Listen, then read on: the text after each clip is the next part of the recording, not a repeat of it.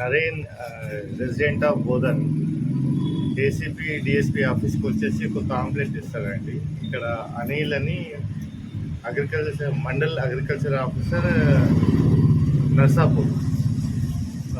ఏమని అంటే అతను ఫర్టిలైజర్స్, సీడ్స్ అండ్ పెస్టిసైడ్స్ అమ్ముకోవడానికి లైసెన్స్ అప్లై చేస్తాడు అనమాట. దానికి 30,000 అంటే ఈచ్ లైసెన్స్కి 10,000 చొప్పున 30,000 లంచం అడుగుతున్నాడని చెప్పేసి కంప్లైంట్ వస్తే మళ్ళీ మేము వెరిఫికేషన్ చేస్తాము.